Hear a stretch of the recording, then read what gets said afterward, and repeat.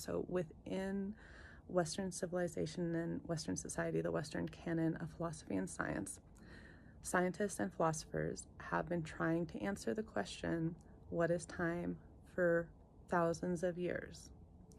And we are still asking that question.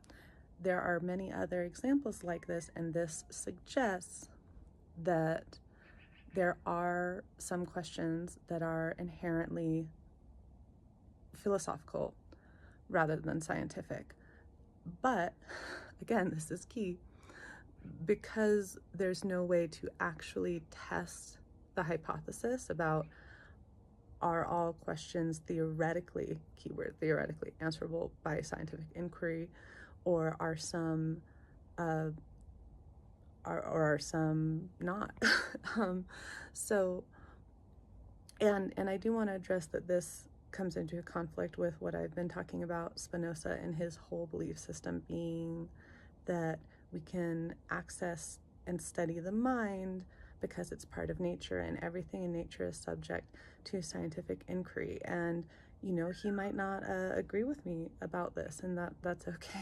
But it's a really complicated question, and in science and philosophy, we're always asking better questions to get better answers, with the understanding that we are always improving on that understanding, and the fact that we have biases and things that limit that perfect understanding, so that a perfect scientific understanding of the universe is always an aspirational state of perfection.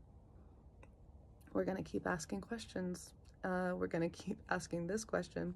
So I would say that the fact that we cannot answer the question, are all philosophical questions hypothetically answerable through scientific inquiry, we can't answer that question through scientific inquiry. This proves, in my thinking, that in fact there is a discrete set of questions that belong to philosophy and are not scientific. However, there's a dynamic relationship between them.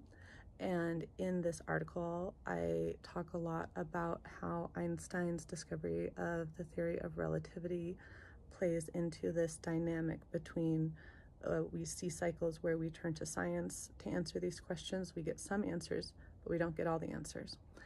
Then we turn back to philosophy to try to figure out the questions that we couldn't answer through scientific inquiry. Then we see which we could go back to. So it's a bit analogous to the scientific method itself. I'm going to keep working on this. Let me know what you think.